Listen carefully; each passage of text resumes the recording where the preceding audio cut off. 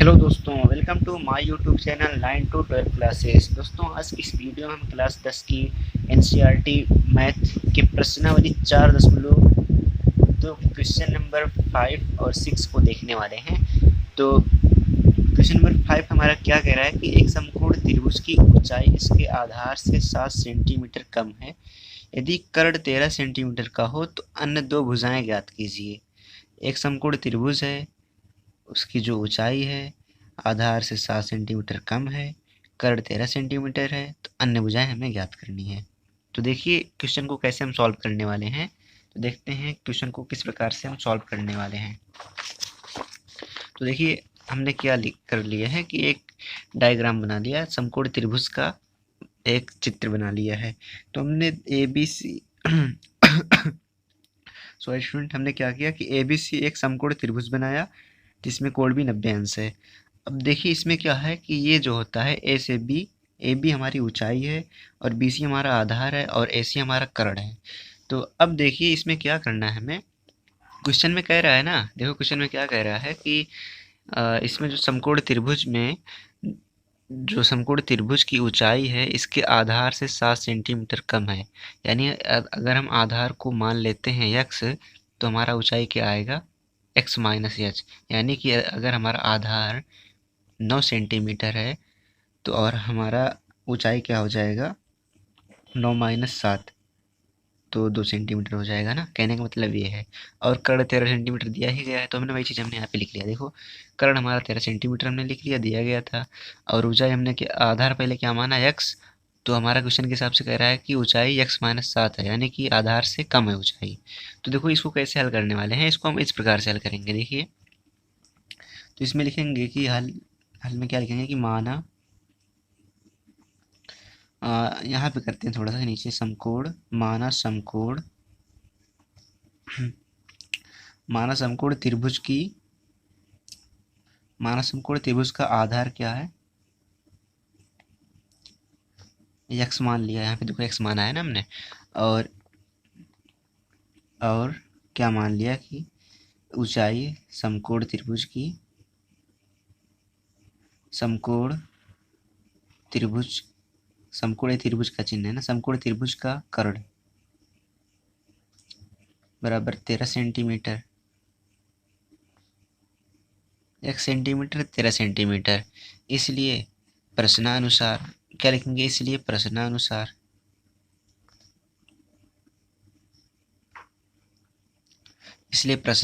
समकोण त्रिभुज का, समकोण त्रिभुज का,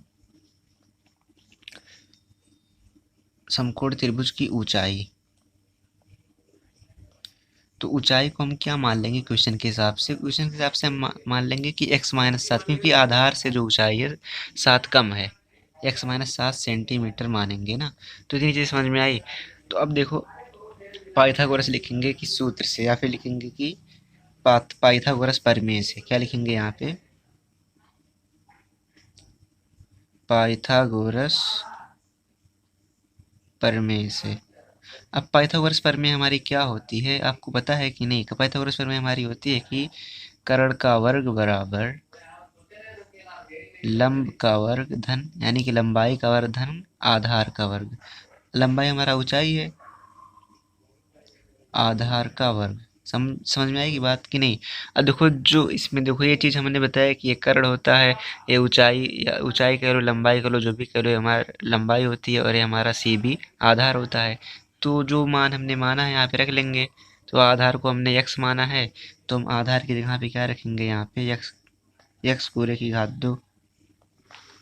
और लंबाई की जगह पे हमने माना x माइनस 7, तो x माइनस 7 पूरे की घात 2 बराबर कर्ण हमारा 13 सेंटीमीटर दिया गया है, तो हमने 13 सेंटीमीटर मान लिया।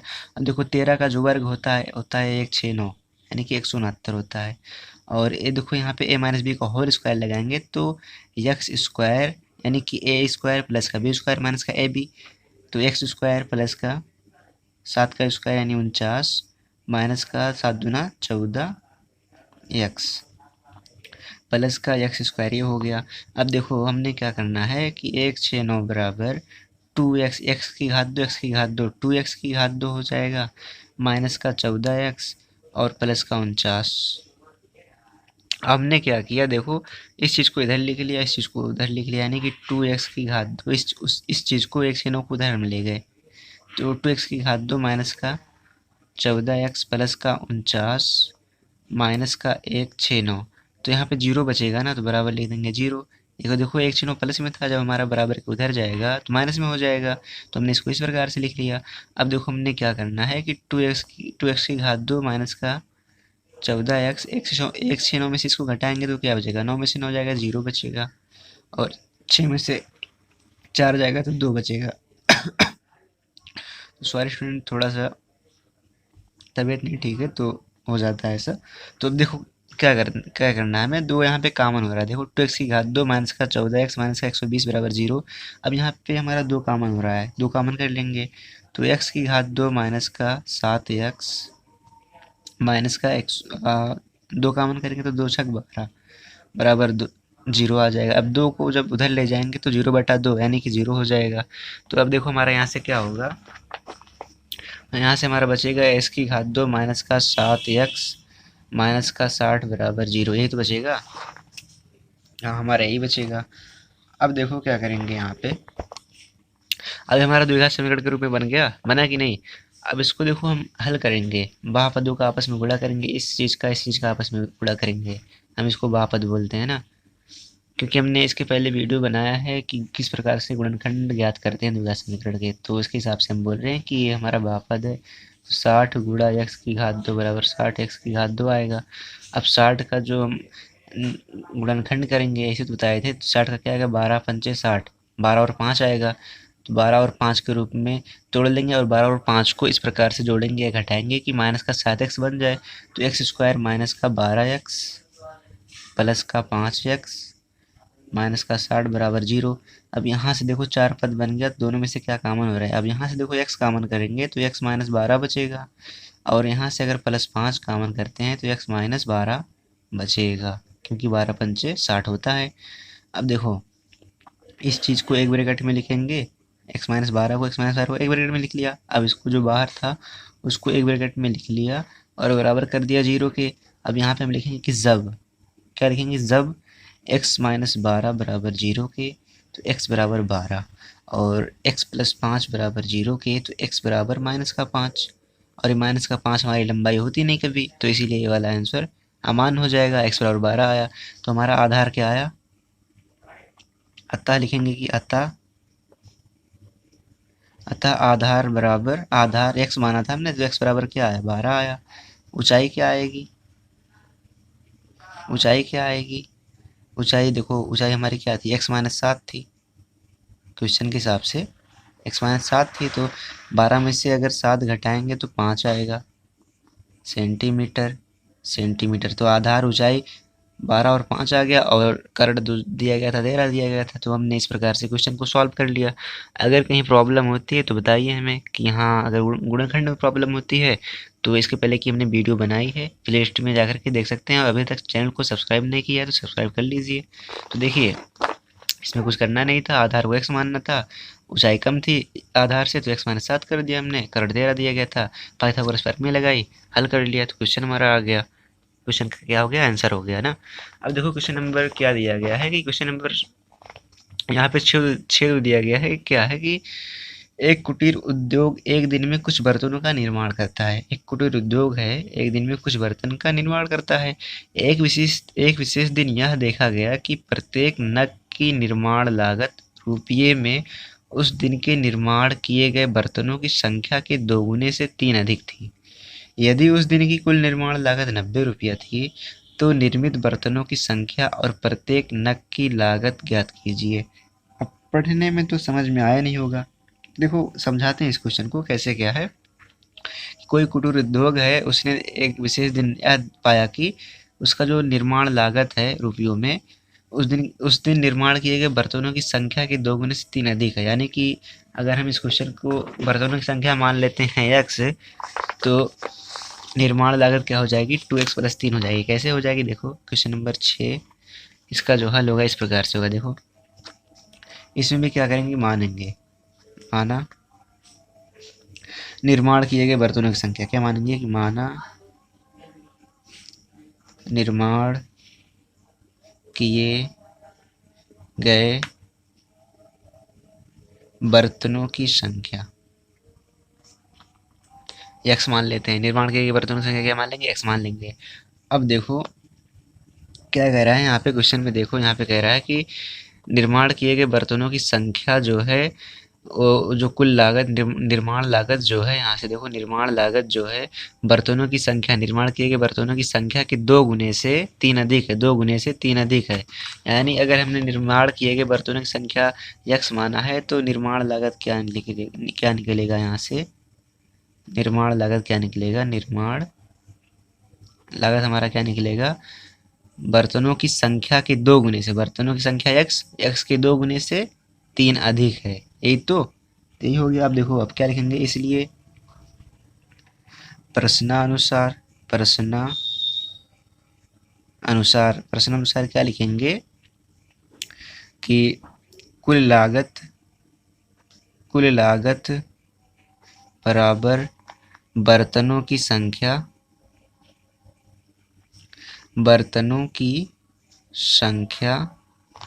गुणा निर्माण लागत।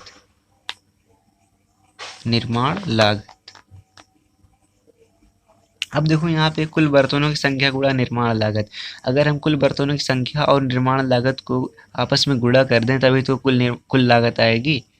तो अब यहाँ पे देखो कुल लागत दिया गया है, कुल लागत क्या दिया गया है, कुल निर्माण लागत 90 रुपया थी। तो कह रहा है कि निर्मित बर्तनों की संख्या ज्ञात कीजिए और नग की लागत ज्ञात कीजिए। तो कुल लागत हमारा यहाँ पे दिया गया है 90, तो 90 लिख देंगे। बर्तनों की संख्या हमने माना था x और निर्माण लागत हमने क्या लिखा है 2x + 3, तो यहाँ पे 2x + 3 लिखेंगे। अब इसी को क्या कर लेंगे, हल कर लेंगे ना। अब देखो 90 x का गुणा कराएंगे तो 2x की घात 2 प्लस का 3x हो जाएगा, ये हो गया। अब 90 को उधर ले जाएंगे तो 2x की घात 2 प्लस का 3x माइनस का 90 बराबर 0 हो गया हमारा। अब देखो क्या करना है भैया, इस द्विघात समीकरण बन गया हमारा, क्या बन गया, द्विघात समीकरण। तो बापद का क्या कर लेंगे, आपस में गुणा करा लेंगे।